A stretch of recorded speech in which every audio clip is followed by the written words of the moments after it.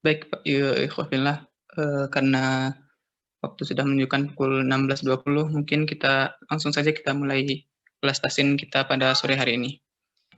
Bismillahirrahmanirrahim. Assalamualaikum warahmatullahi wabarakatuh. Waalaikumsalam warahmatullahi wabarakatuh. Rabbil alamin. Nahmaduhu wa nasta'inuhu wa nastaghfiruh wa na'udzu bihi min syururi anfusina wa min sayyiati a'malina.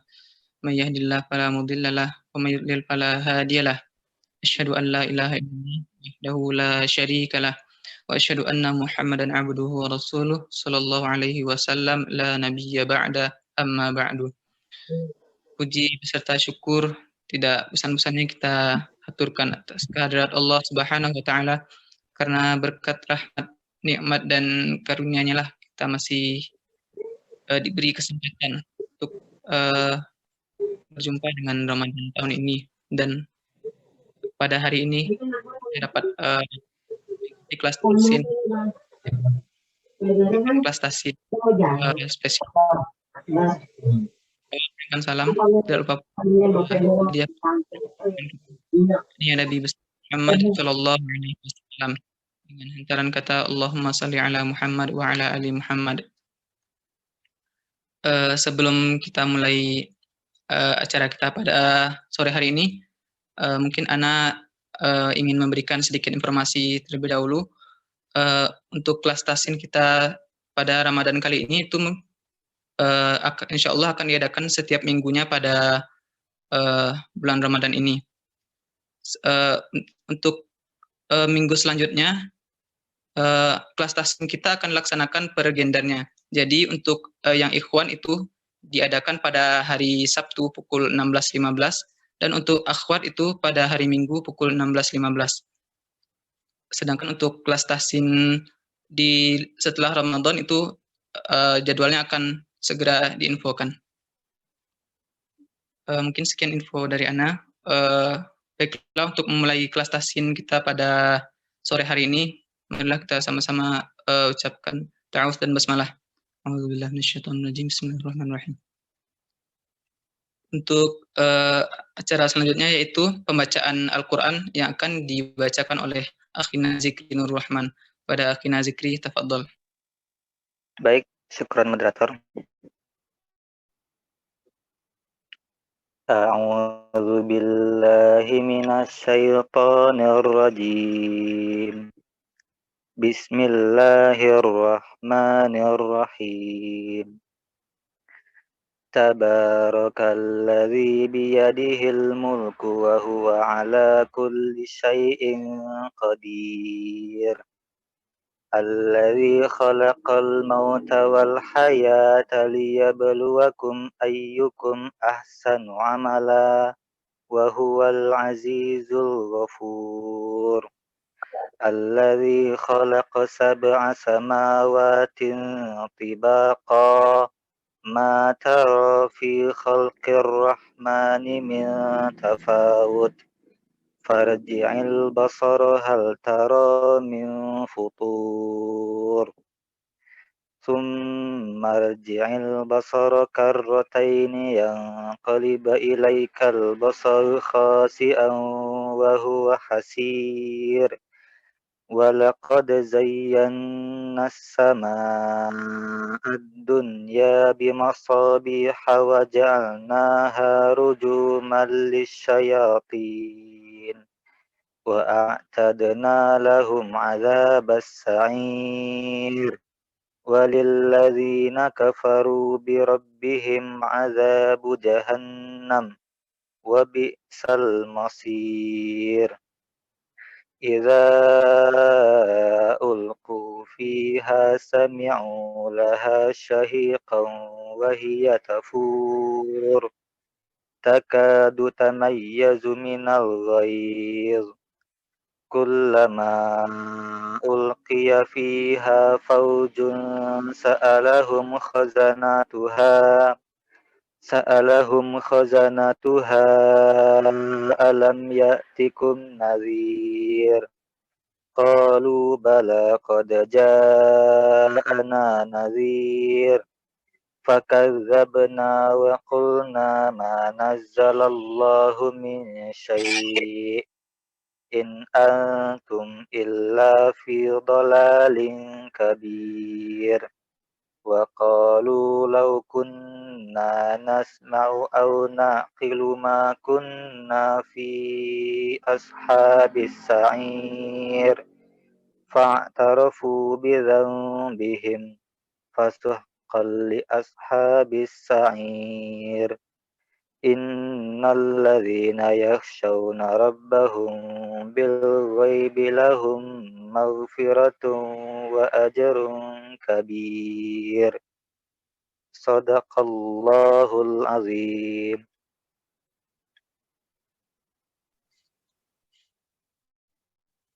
Syukran jazakallah khair. Kita ucapkan kepada Akhina Zikri atas pembacaan ayat Al-Qur'annya. Mudah-mudahan dengan pembacaan Al-Qur'an tadi maka acara kita pada sore hari ini diberkahi oleh Allah hendaknya. Untuk agenda selanjutnya itu penyampaian materi yang akan disampaikan oleh Ustadz Rahmat Firdaus. Kepada Ustadz, tafadhal.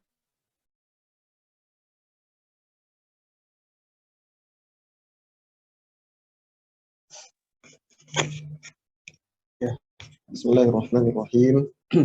Assalamualaikum warahmatullahi wabarakatuh.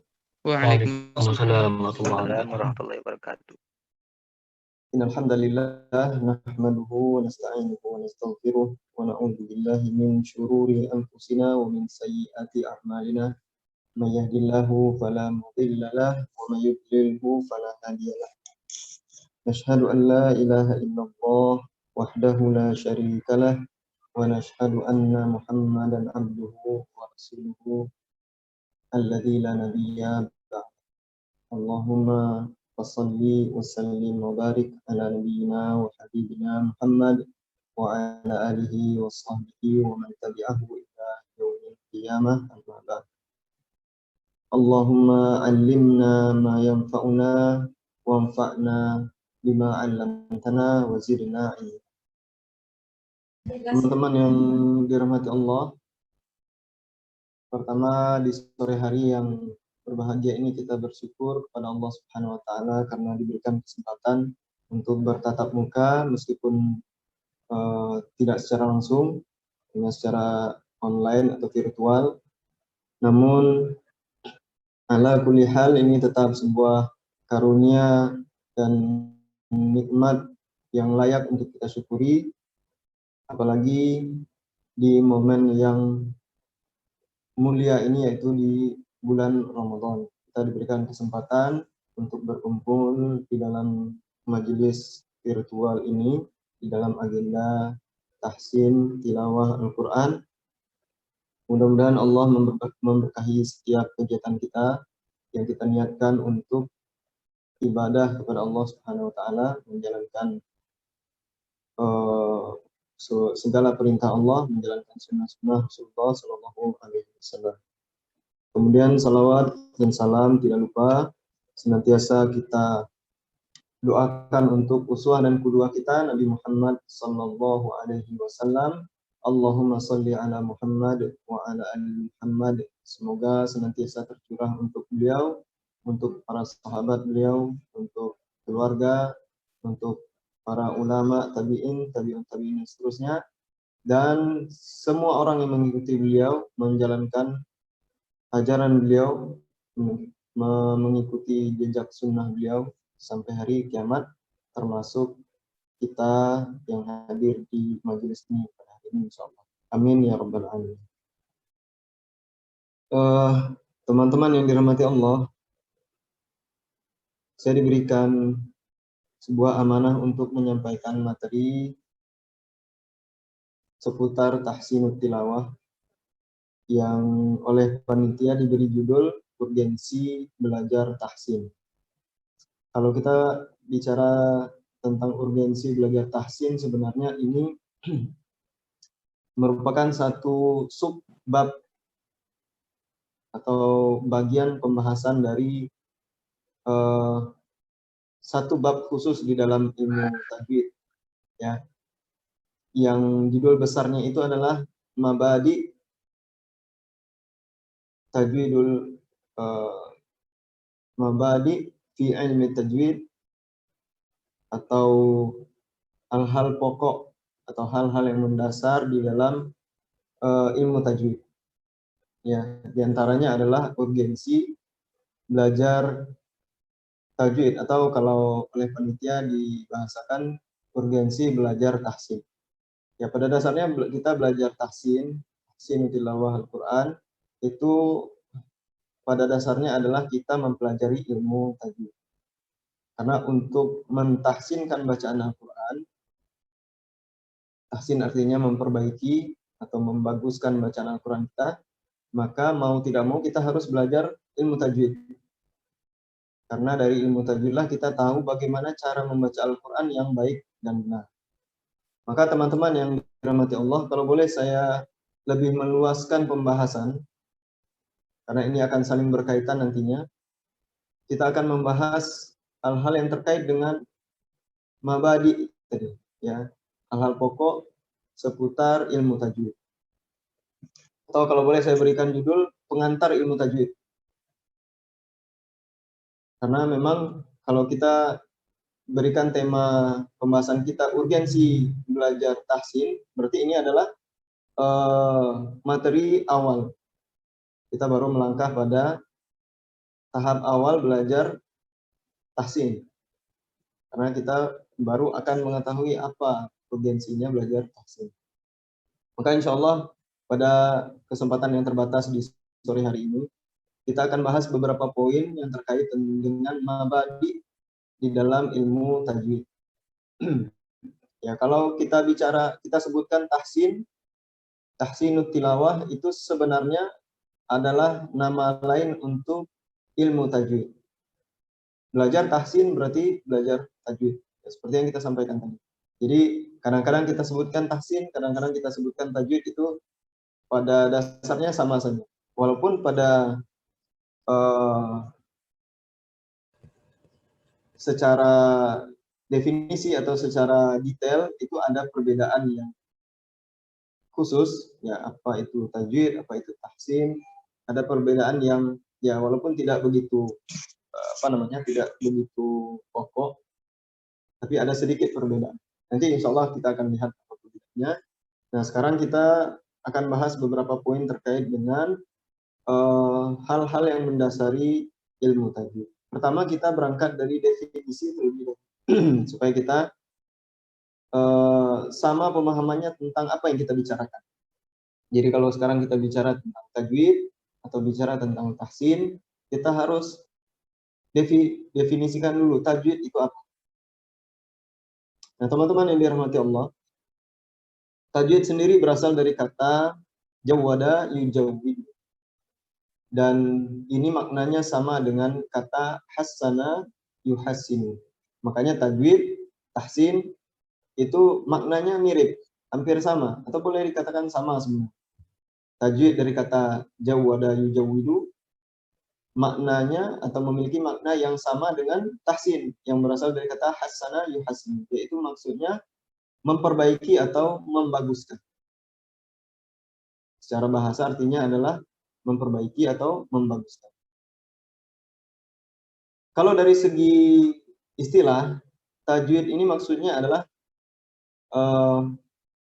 mengeluarkan setiap huruf Al-Quran, mengeluarkan setiap huruf hijaiyah dari makhrajnya, dari tempat keluarnya, dan memberikan hak-hak serta mustahaknya. Jadi ini pengertian tajwid secara istilah. Ya, secara konteks yang dimaksud ilmu tajwid itu adalah mengeluarkan setiap huruf Al-Quran dari tempat keluarnya, dari makharijnya, dan memberikan hak-hak serta mustahak. Hak-hak di sini maksudnya adalah sifat-sifat yang melekat pada setiap huruf hijaiyah tersebut. Sifat-sifat yang selalu dibawa oleh huruf tersebut kemanapun huruf tersebut pergi. Ya, itu namanya sifat, atau dikatakan juga dengan sifat lazimah. Sifat yang selalu melekat pada satu huruf. Sedangkan mustahak artinya adalah sifat yang kadang dia ada, kadang dia tidak ada pada huruf tersebut. Misalnya sifat tafkhim atau tebal, kemudian sifat tarkik, tipis, kemudian ada ikhfa, idgham, dan sebagainya. Itu adalah sifat-sifat yang melekat pada suatu huruf, kadang-kadang dia ada, kadang-kadang tidak. Gitu. Nah, ini adalah definisi tajwid. Jadi sekali lagi tajwid, ketika kita bicara tajwid, maka yang dimaksud tajwid adalah mengeluarkan huruf Al-Quran atau huruf hijaiyah dari tempat keluarnya, dari makhrajnya, disertai dengan sifat-sifat atau hak-hak dan mustahaknya. Nah, ini sesuai dengan apa yang disampaikan oleh Al-Imam Ibnul Jazari rahimahullah di dalam manzumah muqaddimah beliau, muqaddimah Jazariyah. Bagi teman-teman yang belum familiar dengan istilah ini adalah salah satu rujukan pokok bagi setiap pelajar Al-Quran. Ya. Ada sebuah kitab yang diberi judul Muqaddimah, ya, yang disusun oleh Al-Imam Ibnul Jazari, seorang ulama ahli qiraah yang menjadi rujukan bagi para qori dan para pelajar Al-Quran. Jadi manzumah ini adalah bait-bait syair yang berisi tentang ilmu tajwid. Ya. Manzumah Muqaddimah Al-Jazariyah. Beliau mengatakan di dalam salah satu bait syairnya, wa huwa i'ta'ul hurufi haqqaha min sifatillaha wa mustahaqqaha. Jadi tajwid itu adalah i'ta'ul hurufi haqqaha. Memberikan setiap huruf hak-haknya. Min sifatillaha, dari sifat-sifatnya, wa mustahaqqaha, dan mustahaknya. Nah, itulah tajwid. Dan beliau juga mengatakan waraddu kulli wahidin li aslihi. Waraddu kulli wahidin li aslihi, dan mengembalikan setiap huruf, maksudnya di sini adalah huruf hijaiyah, li aslihi, ke asalnya. Asalnya di sini maksudnya adalah ke tempat keluarnya atau makhrajnya. Nah, inilah yang dimaksud dengan tajwid. Nah, teman-teman yang dirahmati Allah, sekarang kita masuk pada poin yang kedua. Kalau tadi definisi, yang kedua adalah apa gunanya kita belajar ilmu tajwid, atau apa urgensinya kita belajar tajwid atau belajar tahsin, tahsinut tilawah. Setidaknya ada 3 alasan kenapa kita harus belajar ilmu tajwid. Yang pertama, agar kita terhindar dari kesalahan ketika membaca Al-Quran. Agar kita terhindar dari kesalahan ketika membaca Al-Quran. Nah, teman-teman yang dirahmati Allah, pada dasarnya Al-Quran ini, ya, hukum asalnya, membaca Al-Quran itu tidak boleh salah. Ini adalah hukum asal membaca Al-Quran. Membaca Al-Quran itu tidak boleh salah. Kenapa tidak boleh salah? Karena kalau kita salah membaca Al-Quran, berarti yang kita baca bukan lagi Al-Quran. Gitu. Kalau kita salah membaca satu huruf saja dari Al-Quran, berarti yang kita baca itu bukan lagi Al-Quran. Ya. Sebagaimana disampaikan juga oleh Al-Imam Ibnul Jazari di dalam manzumah muqaddimah tadi, dalam bait yang lain beliau katakan, wal akhdhu bitajwidi hatmun lazim. Dan mengamalkan tajwid, artinya membaca Al-Quran dengan tajwid itu hukumnya adalah wajib.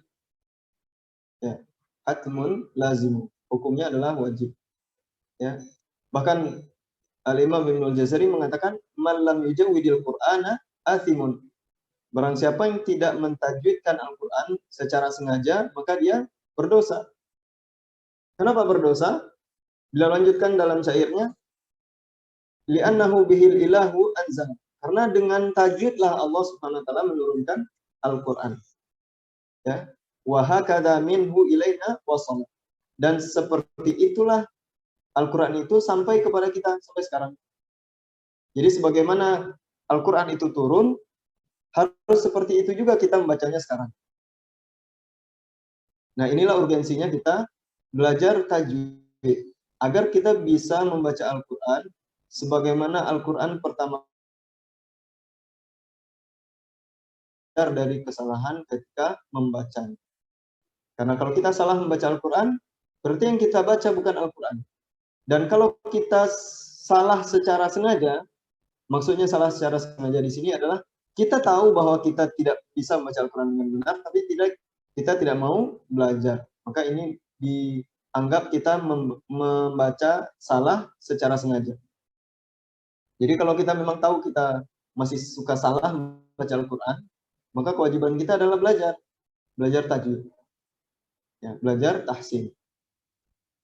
Jadi urgensi belajar tahsin yang pertama adalah agar kita terhindar dari kesalahan ketika membaca Al-Quran.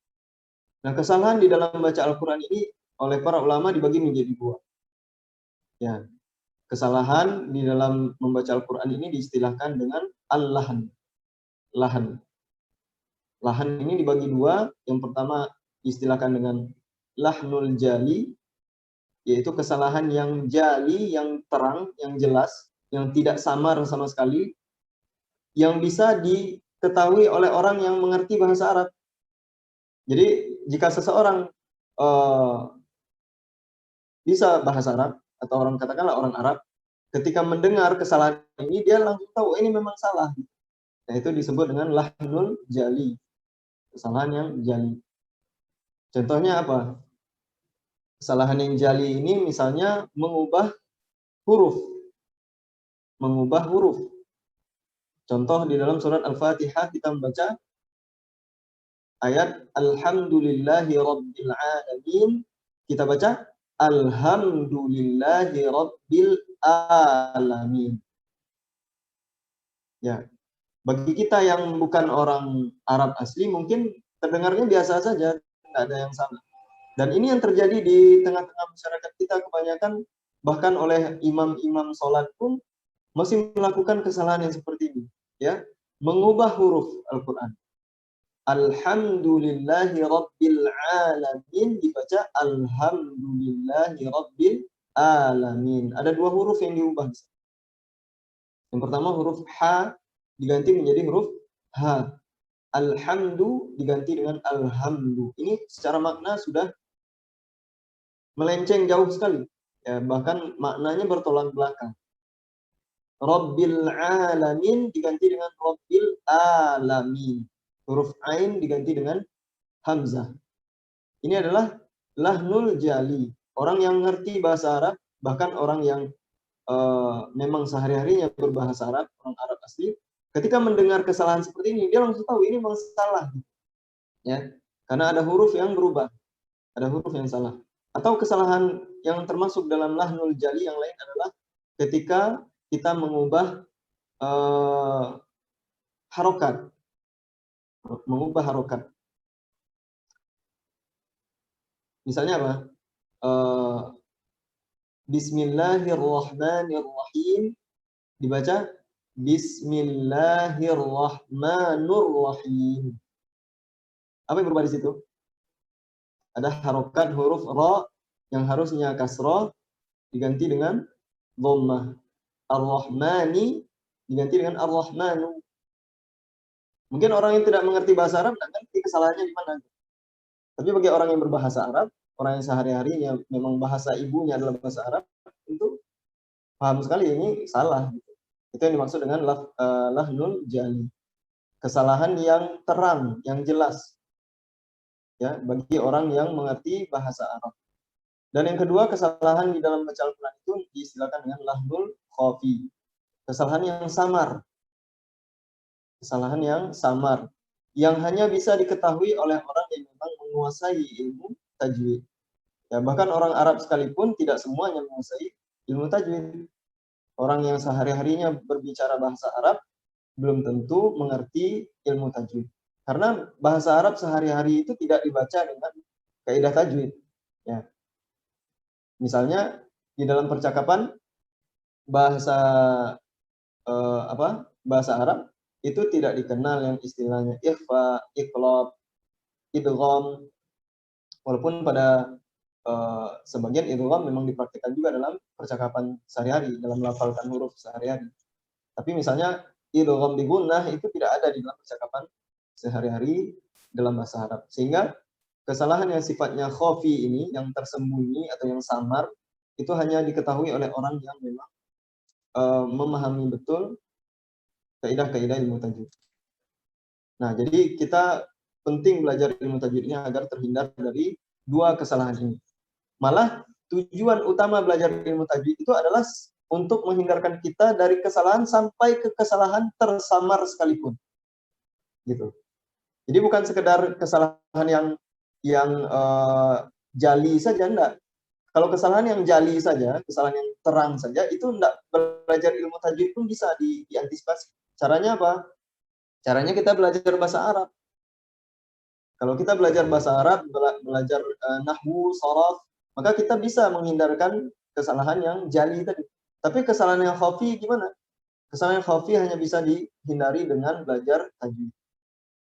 Karena pada hakikatnya tajwid ini adalah kita belajar melafazkan huruf-huruf Arab itu atau kalimat-kalimat di dalam bahasa Arab yang tercantum di dalam Al-Quran itu dengan pelafalan yang sefasih-fasihnya. Itulah fungsi belajar tajwid.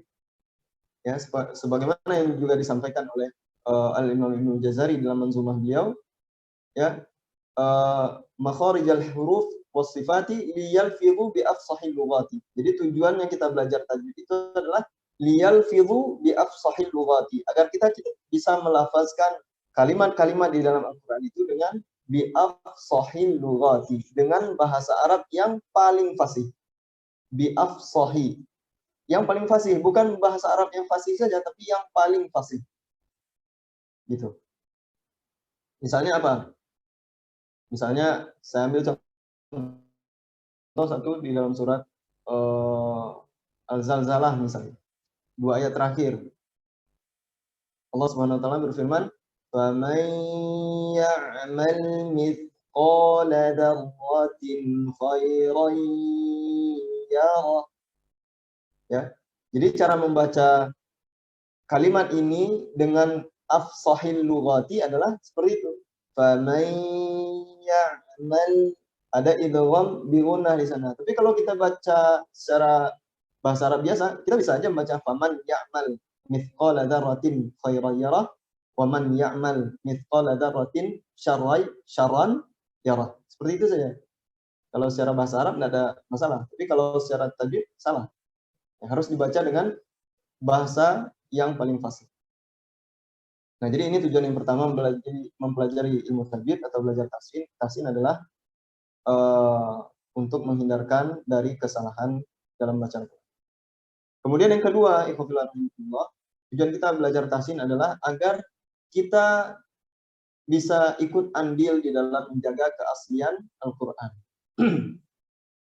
Ya, agar kita bisa menjadi bagian dalam penjagaan terhadap keaslian Al-Quran. Makanya Al-Quran itu diajarkan secara turun-temurun dari guru ke murid, kemudian dari murid ke muridnya lagi, seterusnya. Jadi ibaratnya kalau dari zaman Rasulullah, dari malaikat Jibril diajarkan kepada Nabi, Nabi mengajarkan kepada sahabat, sahabat mengajarkan kepada tabi'in, tabi'in mengajarkan kepada tabi'in, tabi'in mengajarkan ke generasi setelahnya sampai ke kita sekarang. Dan itu harus diajarkan secara sempurna. Ya. Antara murid dan guru bertemu, guru melihat bagaimana murid melihat bagaimana guru melafalkan setiap hurufnya dengan jelas, ya, melihat gerakan bibirnya seperti apa, lidahnya seperti apa, bunyinya didengarkan secara langsung. Seperti itulah metode belajar Al-Quran yang diajarkan oleh Rasulullah SAW dan generasi-generasi soleh sebelum kita. Agar keaslian Al-Quran itu terjaga. Kalau tidak seperti itu caranya, maka bisa saja terjadi penyimpangan. Ada kesalahan-kesalahan yang tidak terkoreksi dengan sempurna. Sehingga dari generasi ke generasi penyimpangan itu semakin besar. Ibaratnya kalau kita membuat garis, kita buat 2 garis, yang satu lurus, yang satu serong agak 1 derajat saja, maka makin ke ujung tentu penyimpangannya semakin besar. Nah, ini yang dihindarkan dengan belajar ilmu tajwid, agar Al-Quran itu terjaga keaslian. Nabi SAW bersabda, Innallaha yuhibbu ayyuqra al-Quran kama unzila. Sesungguhnya Allah Subhanahu wa taala mencintai Al-Quran itu dibaca sebagaimana pertama kali diturunkan. Jadi kita belajar tajwid tujuannya agar kita bisa membaca Al-Quran sedapat mungkin, ya, semirip mungkin dengan bagaimana Nabi SAW pertama kali membacanya. Ya, bagaimana cara Nabi membaca? Nah, kita usahakan seperti itu juga membacanya dengan cara belajar tajwid. Kemudian yang ketiga, ikhwafillah rahmatullah, tujuan kita belajar ilmu tajwid atau belajar tahsin ini adalah untuk menghidupkan sunnah. Karena memang Nabi SAW mengajarkan Al-Quran kepada para sahabat dengan tajwid. Begitu juga para sahabat ke generasi setelahnya, dan seterusnya. Yang kita kenal dengan istilah sanad. Sanad, kalau di dalam hadis ada sanad. Dari Nabi berkata, kemudian didengar oleh para sahabat, sahabat menceritakan kepada tabi'in menceritakan tabi'in dan seterusnya. Ya, itu namanya sanad. Dalam Al-Quran juga ada sanad. Sanad bacaan, sanad qiraah. Nah, itulah tujuan kita mempelajari ilmu. Kemudian ikhwafillah rahimakumullah, sekarang kita lihat apa sebenarnya hukum belajar tajwid. Ini sering juga menjadi pertanyaan dan kadang-kadang menjadi sesuatu yang kurang diperhatikan. Sebenarnya apa tujuan, apa hukum mempelajari ilmu tajwid? Kalau hukum membaca Al-Quran secara tajwid, maka tadi sudah kita jelaskan, hukumnya adalah wajib. Hukum asal membaca Al-Quran dengan tajwid adalah wajib atau fardu ain. Wajib untuk setiap kita. Setiap pribadi muslim. Karena setiap kita akan membaca Al-Quran. Jadi, kita wajib mempelajari ilmu tajwid agar kita bisa membaca Al-Quran dengan benar. Nah, sekarang mempelajari ilmu tajwid apa hukumnya? Hukumnya adalah fardu kifayah. Para ulama sepakat bahwa hukum mempelajari ilmu tajwid secara teori hukumnya adalah fardu kifayah. Artinya jika ada sebagian yang sudah mempelajarinya, yang sudah mendalami ilmu tajwid, maka yang lainnya terbebas dari kewajiban tersebut. Sama seperti teman-teman yang kuliah di jurusan apa misalnya, kedokteran, ambil contoh misalnya ya. Belajar ilmu kedokteran itu sebenarnya hukumnya wajib. Ya kan? Karena memang itu hajat, kebutuhan. Tapi apakah setiap kita wajib belajar ilmu kedokteran? Tidak. Ya. Hanya sebagian saja. Kalau sudah ada yang mempelajari ilmu kedokteran, maka yang lainnya tidak perlu belajar ilmu kedokteran. Tapi bagi seorang dokter, apa hukum belajar ilmu kedokteran? Hukumnya adalah wajib. Wajib ain. Nggak mungkin dokter tidak mengerti ilmu kedokteran. Maka bagi seorang dokter, belajar ilmu kedokteran, mempelajari, memahami, dan mendalami ilmu kedokteran itu hukumnya adalah wajib. Nggak mungkin dokter nggak ngerti tentang ilmu kedokteran. Nah, begitu juga misalnya hukum mempelajari ilmu ekonomi Islam misalnya. Perdagangan di dalam Islam bagaimana hukumnya? Maka hukumnya adalah fardu kifayah. Tapi kalau misalnya teman-teman nanti sudah terjun ke dalam dunia perdagangan, dunia bisnis, maka hukumnya menjadi wajib mempelajari ilmu ekonomi Islam itu. Walaupun teman-teman dari jurusan teknik misalnya, dari fakultas teknik, tapi karena terjun ke dalam bisnis, maka wajib hukumnya, wajib fardu ain mempelajari mempelajari ilmu ekonomi Islam atau perdagangan di dalam Islam. Karena kita terlibat langsung di dalam aktivitas tersebut. Begitu juga dengan baca Al-Quran. hukum mempelajari ilmu tajwid fardu kifayah. Tapi kalau kita mau baca Al-Quran, maka kita harus ngerti hukum-hukum tajwid agar kita bisa membaca Al-Quran dengan benar dan terhindar dari kesalahan seperti yang kita jelaskan. Nah, teman-teman yang dirahmati Allah, jadi hukum mempelajari ilmu tajwid secara teori fardu kifayah, tapi mengamalkannya adalah fardu ain. Wajib bagi kita semuanya membaca Al-Quran dengan tajwid. Kemudian berikutnya, teman-teman yang dirahmati Allah, kita lihat apa yang menjadi objek ilmu tajwid. Apa saja yang menjadi objek ilmu tajwid? Maka di sini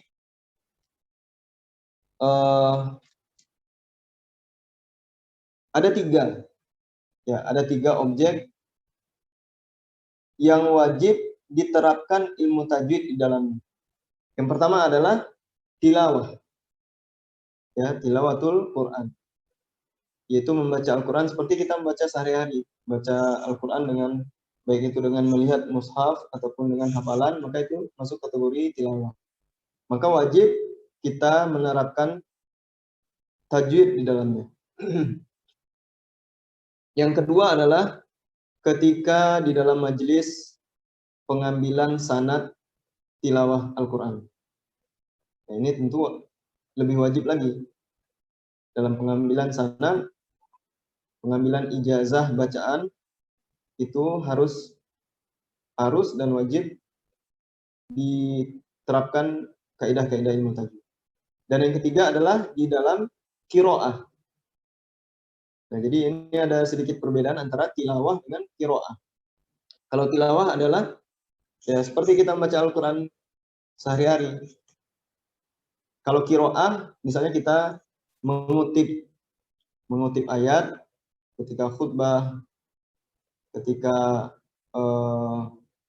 ceramah, memberikan tausiah dan sebagainya. Selagi yang kita baca adalah ayat Al-Quran, maka kita diwajibkan untuk menerapkan kaidah-kaidah ilmu tajwid. Atau setidaknya disunnahkan, sangat dianjurkan. Kalau di dalam tilawah wajib. Di dalam qiraah, ketika kita mengutip ayat, maka itu sangat dianjurkan. Agar memang tampak bahwa yang kita baca tersebut adalah Al-Quran. Nah, ini sebagaimana yang disampaikan oleh Al-Imam Ibnul Jazari juga di dalam manzumah beliau. Beliau katakan, wa huwa aidan hilyatut tilawati. Dan tajwid itu pada hakikatnya adalah hilyatut tilawati, hiasan untuk tilawah. Ya. Wa zinatul ada'i wal qiraati, dan penghias dalam majelis ada itu adalah pengambilan sanad tadi, dan qiraah ketika kita membaca kutipan-kutipan ayat Al-Quran. Nah, inilah tiga objek yang di mana kita harus menerapkan kaidah-kaidah ilmu tajwid. Dengan kata lain, ini ada juga yang bertanya, bagaimana kalau adzan? Apakah adzan kita wajib juga membacanya dengan tajwid? Maka jawabannya sesuai dengan penjelasan ini tidak wajib, bahkan tidak dianjurkan adzan dengan tajwid. Makanya kalau adzan matnya sampai mau berapa harokat juga silakan, ya. Allahu Akbar misalnya. Itu kan sebenarnya sudah lebih dari batasan yang diatur di dalam kaidah ilmu tajwid. Karena Allahu itu harusnya cuma dibaca 2 harokat saja. Tapi di dalam adzan boleh dipanjangkan. Karena adzan tidak termasuk di dalam objek ilmu tajwid. Atau ketika kita berdoa, apakah berdoa harus baca dengan tajwid juga? Tidak. Ya, walaupun yang kita baca adalah kutipan dari ayat Al-Quran, misalnya, Rabbana atina fid dunya hasanah, wa fil akhirati hasanah, wa qina adzabannar. Maka tidak diterapkan tajwid pun tidak masalah, asalkan tidak ada makna yang berubah. Ya. Atau membaca kitab yang bukan Al-Quran, maka juga tidak berlaku tajwid. Misalnya apa? Misalnya kalau masih ada Taurat sekarang yang asli, Injil atau Zabur yang berbahasa Arab misalnya, maka ketika membacanya walaupun itu termasuk kitabullah tapi tidak wajib dibaca dengan tajwid. Karena yang wajib dibaca dengan tajwid hanya Al-Qur'an.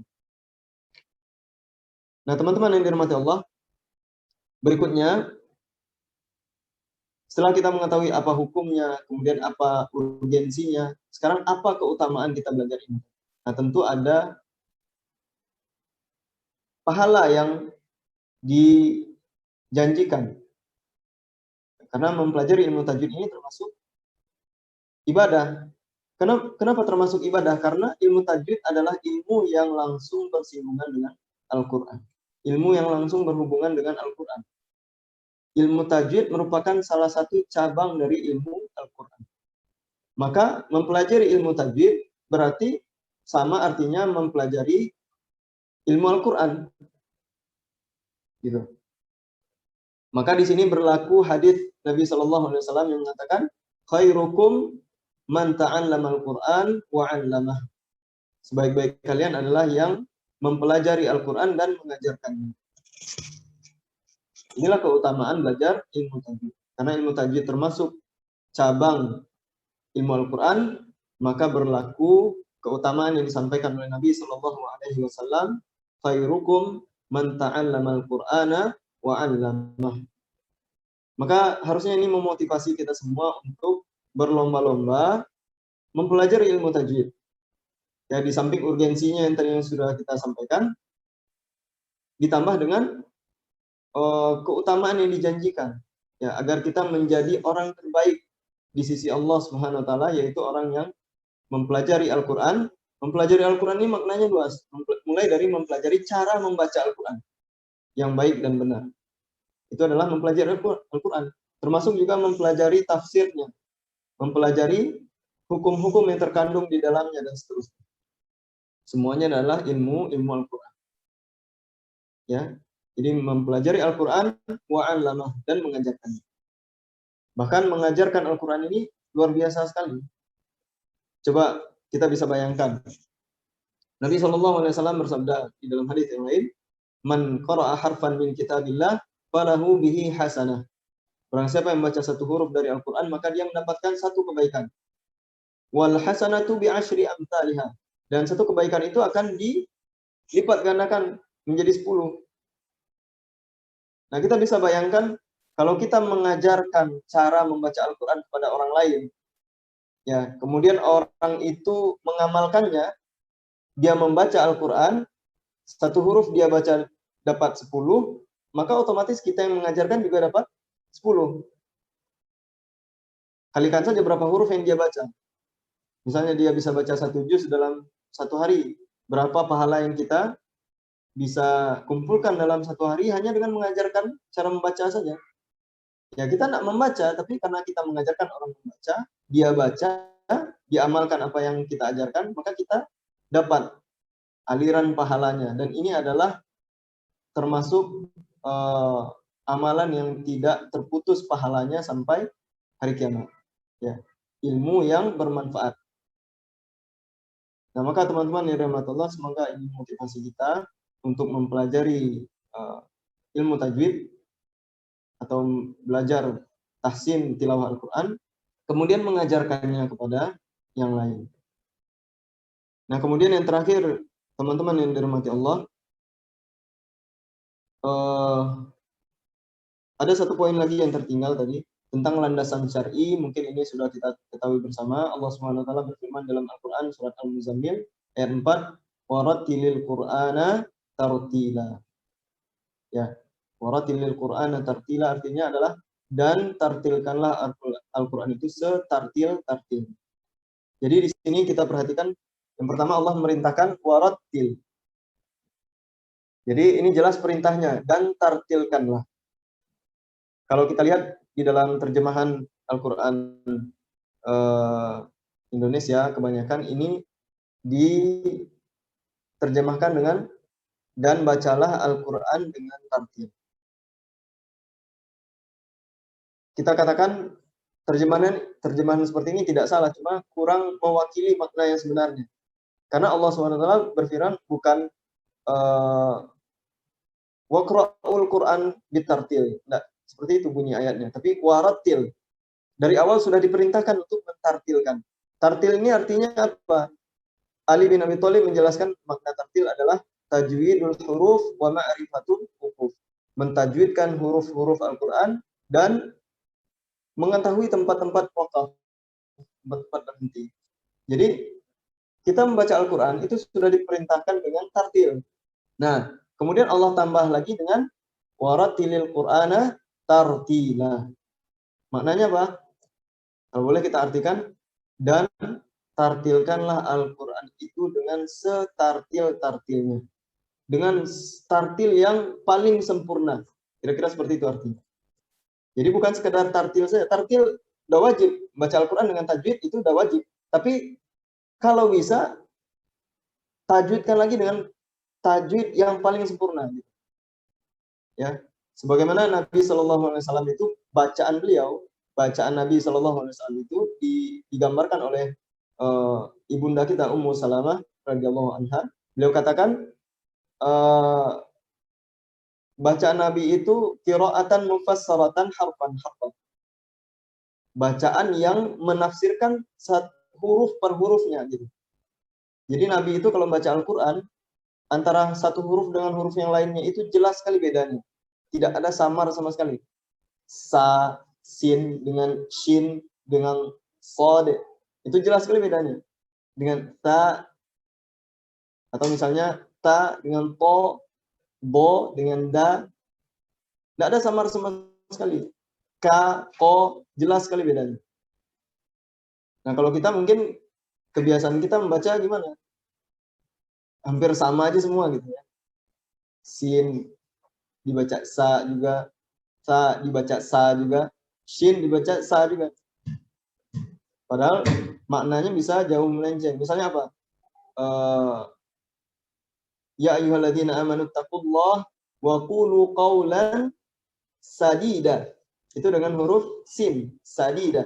Tapi ada yang baca wa qulu qawlan syadida. Syadida dengan huruf shin. Yang satu sadida, yang satu lagi syadida. Artinya gimana? Artinya jauh sekali beda. Sadida artinya dengan perkataan yang baik, qawlan sadida. Qawlan syadida dengan perkataan yang kasar, perkataan yang keras. Kan beda sekali artinya. Padahal cuma beda sedikit bunyinya, gitu kan. Nah, kalau Nabi bacaannya qiraatan mufassaratan harfan. Baca Nabi itu menafsirkan seolah-olah setiap huruf itu ditafsirkan oleh Nabi. Ya. Jadi inilah urgensi kita belajar ilmu tajwid atau mempelajari tahsin. Dan terakhir, ada beberapa catatan yang ingin saya sampaikan kepada teman-teman. Jika nanti teman-teman sudah mulai mendalami ilmu tajwid atau belajar tahsin ini, yang pertama adalah metode terbaik untuk belajar tahsin ini sebenarnya adalah dengan talaki atau musyafahah. Talaki adalah bertemu langsung antara kita dengan guru, ya, atau musyafahah sama maknanya ketemu langsung. Musyafahah itu dari asal katanya dari syafaha, bibir. Artinya kalau kita ketemu, tentu kita bisa lihat bibirnya, bisa melihat langsung bagaimana gerak bibir guru kita. Kita bisa lihat bagaimana gerak lidahnya, bagaimana bentuk bibirnya ketika membaca waw, ketika membaca fa, ketika membaca ta, kelihatan langsung. Kalau di online seperti ini kan nggak jelas gitu. Jadi metode belajar paling baik adalah dengan datang langsung kepada guru, kita bertemu bertatap muka, bertalaki istilahnya, atau musyafahah. Kemudian yang kedua, hal yang perlu juga kita perhatikan adalah sedapat mungkin, kalau bisa ya, kita berguru itu kita komit dengan satu orang guru sampai kita mahir. Kalau bisa, ya. Kita belajar mulai dari makharijul huruf, sifatul huruf, kemudian belajar hukum-hukum di dalam membaca Al-Quran, sampai kepada ayat-ayat yang gharib, bagaimana cara membacanya, sampai akhir selesai belajar tajwid itu dengan guru yang sama. Gunanya apa? Agar kita tidak kebingungan ketika berhadapan dengan perbedaan-perbedaan di dalam ilmu tajwid ini. Kadang-kadang guru yang ini mengajarkan seperti ini, guru yang lain beda lagi. Kalau kita gonta-ganti guru, kita sendiri yang pusing gitu. Akhirnya nggak selesai-selesai belajar. Dan yang terakhir, yang ketiga, jangan kita sampai atau larut di dalam perbedaan-perbedaan di kalangan para ulama. Ya, jadi tidak hanya fikih saja yang ada ikhtilaf, ya. Bahkan qiraah saja juga ada ikhtilafnya. Cara membaca Al-Quran ini juga ada ikhtilafnya. Bukan hanya dari segi qiraahnya. Kalau qiraah memang jelas sudah ada perbedaan. Kita kenal ada namanya qiraah sab'ah atau qiraah asyarah, atau ditambah lagi dengan qiraah syadzah. Itu adalah perbedaan cara membaca Al-Quran antara qiraahnya Imam Hafaz dengan Imam Syu'bah, dengan Imam Nafi', Imam Warash, itu beda-beda. Tapi yang saya maksudkan di sini adalah cara membaca Al-Quran dari satu qiraah gitu. Ternyata dalam satu qiraah juga ada perbedaannya. Misalnya yang kita amalkan kebanyakan di Indonesia, bahkan di dunia ini mayoritas itu mengamalkan qiraahnya Imam Hafaz, ya, qiraah Imam Hafaz dari Imam Asim. Jadi qiraahnya Imam Asim yang diriwayatkan oleh Imam Hafaz. Ya, karena bacaannya Imam Asim ini riwayatnya ada dua, ada versinya Imam Syu'bah, ada versinya Imam Hafaz. Nah, yang kita amalkan sekarang ini yang versinya Imam Hafaz. Nah, di versinya Imam Hafaz ini pun ada perbedaan banyak sekali. Bahkan kalau saya punya ini bisa saya tampilkan, ada kolom tabel perbedaan cara membaca atau kaidah-kaidah membaca di dalam riwayatnya Imam Hafaz. Ada sekitar 57 riwayat dengan 46 cara baca. Nah, jadi kalau kita tidak belajar secara baik, kita akan pusing sendiri nanti ketemu dengan perbedaan-perbedaan. Contohnya apa misalnya?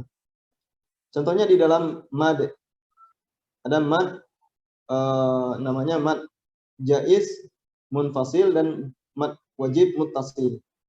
Nah, di dalam riwayat Imam Hafaz ini ada banyak cara. Ya, ada yang dibaca 2 harokat saja, ada yang dibaca 4 harokat, ada yang baca 5 harokat. Nah, jadi kalau kita ketemu nanti teman kita beda bacanya, oh kok mad wajibnya dibaca 5 harokat, saya belajarnya cuma 4. Ya, memang kedua-duanya boleh gitu. Mad jaiznya ada yang baca 5, ada yang baca 4. Ini teman saya baca 2. Ya enggak apa-apa, memang 2 dibolehkan juga gitu. Nah, perbedaan-perbedaan seperti ini ada, tapi jangan sampai kita larut di dalam. Kita fokus saja belajar dengan guru yang mutkin, dengan guru yang memang berkafaah di bidang tajwid ini. Kemudian kita komitmen sampai akhir. Maka insya Allah itu lebih baik dan lebih berbekas untuk perbaikan bacaan Al-Quran. Demikian saja yang bisa saya sampaikan, teman-teman yang dirahmati Allah. Jika ada kekurangan saya mohon maaf. Jika ada diskusi dipersilakan nanti melalui moderator. Untuk sementara saya cukupkan. Aku lupa lihada wa astaghfirullah li wa lakum. Wassalamualaikum warahmatullahi wabarakatuh. Waalaikumsalam warahmatullahi wabarakatuh. Syukran jazakallah khair kita ucapkan kepada Ustadz yang telah menyampaikan materinya. Sebelumnya Anda ingatkan kembali kepada ikhwah fillah untuk mengisi absen yang telah dikirimkan oleh panitia pada kolom chat. Untuk agenda selanjutnya itu sesi tanya jawab. Mungkin kepada ikhwah fillah yang ingin bertanya pada Ustadz mengenai materi urgensi belajar tahsin ini, mungkin dapat langsung menghidupkan mic-nya atau dengan mengaktifkan fitur raise hand-nya. Pada ikhwah fillah, tafadhol.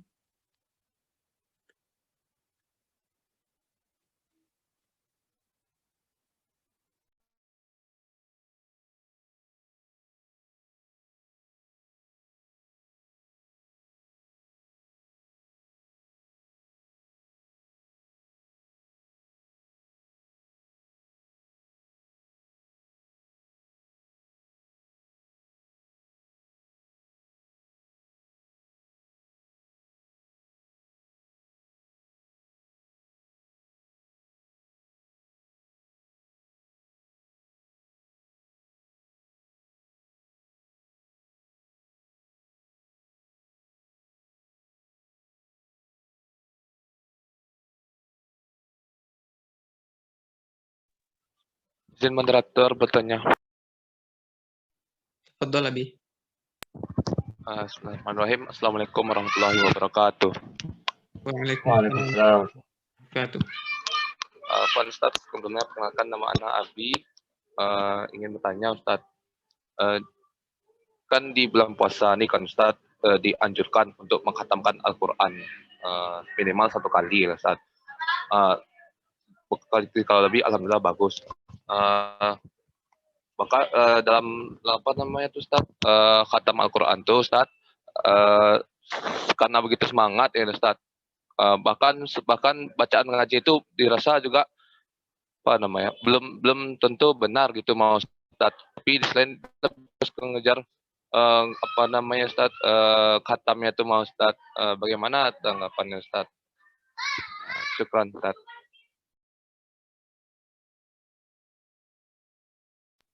Mungkin bisa langsung dijawab saya, Ustaz. Baik, kepada teman kita Aldi, terima kasih pertanyaannya, dan ini memang pertanyaan yang bagus sekali, dan memang perlu menjadi perhatian bagi kita semua.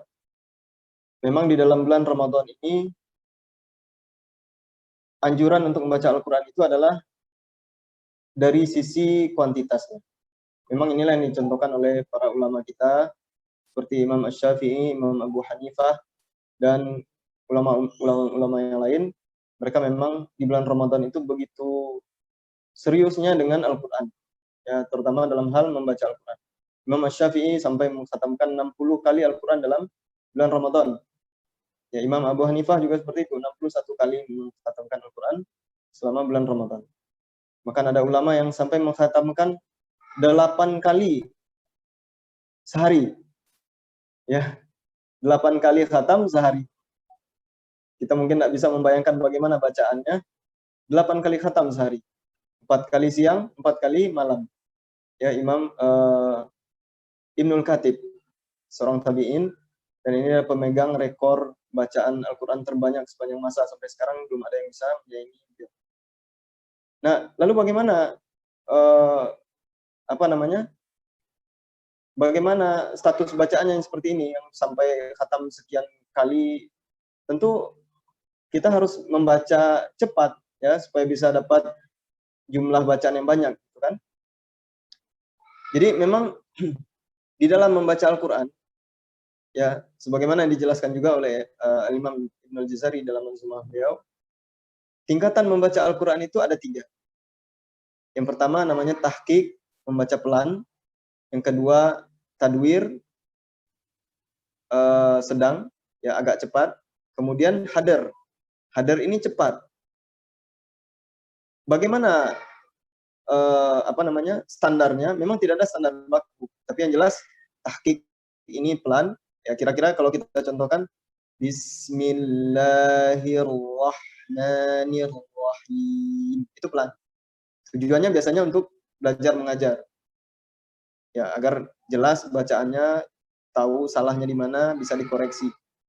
Nah, kalau kita dalam tilawah sehari-hari atau di dalam sholat berjamaah, biasanya dipakai tadwir yang agak cepat. Bismillahirrahmanirrahim. Nah, ini tadwir. Lalu lebih cepat dari itu gimana? Boleh. Namanya hadar, ya. Kira-kira Bismillahirrahmanirrahim. Nah, kira-kira itu hadar, cepat. Ya, walaupun tidak ada standar bakunya, berapa kecepatannya, berapa kilometer per jamnya untuk tahqiq, untuk tadwir, untuk hadar, ini tidak ada. Tapi kalau kita kira-kirakan seperti itu. Yang jadi poinnya di sini adalah baik itu tahqiq, baik itu tadwir, baik itu hadar, semuanya dibaca dalam kerangka tartil. Nah, itu yang paling penting. Apa itu tartil? Itu yang tadi kita jelaskan, tajwidul huruf wa ma'rifatul wuquf. Setiap hurufnya harus mendapatkan hak dan mustahaknya. Jadi walaupun kita membaca cepat, asalkan tajwidnya terpenuhi, makhraj hurufnya betul, sifat-sifat hurufnya bisa kita berikan hak-haknya, mustahaknya, maka tidak ada masalah. Ya, secepat apapun kita membaca, selagi masih dalam kerangka tartil, ya, memperhatikan tajwid tajwid huruf, maka ini boleh.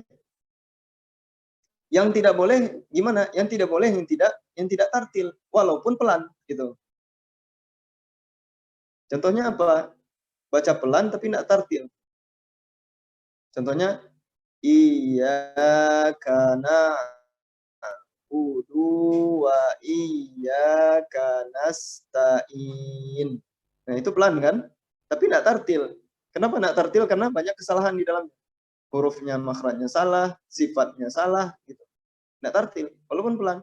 Jadi yang penting itu bukan pelan atau cepatnya. Yang penting itu adalah tartil. Nah, supaya kita bisa membaca dengan tartil, itulah gunanya kita belajar tajwid. Nah, ini satu poin penting juga yang ingin saya sampaikan. Satu pesan dari Al-Imam Ibnul Jazari. Beliau mengatakan, "Walaisa bainahu wa baina tarkihi illa riyadatum ri'in bifaqhihi." Ya. Laisa bainahu wa baina tarkihi, tidak ada beda antara orang yang belajar tajwid dengan orang yang tidak belajar tajwid, illa riyadatum ri'in bifaqhihi, kecuali orang yang latihan secara terus-menerus, konsisten dia latihan, mempraktekkan ilmu tajwid itu dalam setiap tilawahnya. Jadi pembeda orang yang belajar tajwid dengan yang tidak belajar tajwid adalah di riyadhahnya, di latihannya. Kenapa? Karena orang yang sudah ikut daurah tajwid sekian puluh kali pun, kalau tidak dia praktekkan, tidak dia latih di dalam bacaannya sehari-hari, maka tidak ada gunanya ilmu tajwid yang dia miliki. Jadi supaya kita bisa sampai pada level kita bisa membaca cepat dengan tajwid, ya, cepat tapi tetap terpenuhi tajwidnya, maka caranya adalah dengan latihan. Nah, itu dimulai dari memahami kaidah-kaidah ilmu tajwid. Jadi mulai kita tahu teorinya, kemudian kita coba praktekkan, kita latihan terus sampai kita pada saatnya kita berada pada level bisa membaca Al-Quran dengan cepat, tapi tetap terjaga kaidah-kaidah tadi. Ya, jadi tidak ada masalah selama bulan Ramadan kita membaca cepat dalam rangka mengejar target, tidak ada masalah. Asalkan kita tetap memperhatikan tajwidnya. Bagaimana kalau kita belum bisa membaca cepat dengan tajwid? Maka kita tetap usahakan membaca dengan tajwid semaksimalnya walaupun tidak bisa cepat. Tidak ada masalah. Ya, karena pahalanya jauh lebih besar membaca Al-Qur'an dengan tajwid daripada membaca Al-Qur'an cepat tapi tanpa tajwid. Nah, ini yang perlu untuk kita perhatikan. Wallahu a'lam bishawab. Mudah-mudahan bisa menjawab pertanyaan dari Akh Albi barusan. Terima kasih. Baik, syukran atas jawaban Ustaz. Bagaimana Abi, apa sudah dapat dimengerti? Sudah moderator. Syukran Ustaz. Baik, apakah ada dari ikhwah fillah ingin bertanya lagi?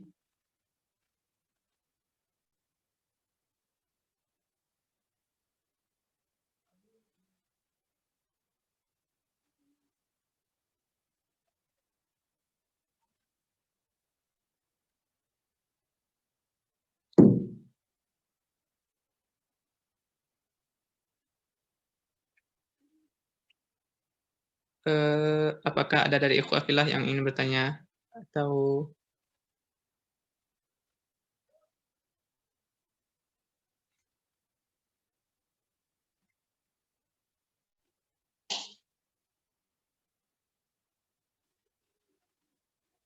mungkin Ana rasa sudah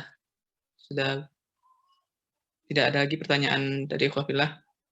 Mungkin untuk sesi tanya jawab ini kita cukupkan. Untuk agenda selanjutnya itu pembacaan doa yang akan dibacakan oleh akhina Miftahul Qalbi. Kepada Abi, tafadhol.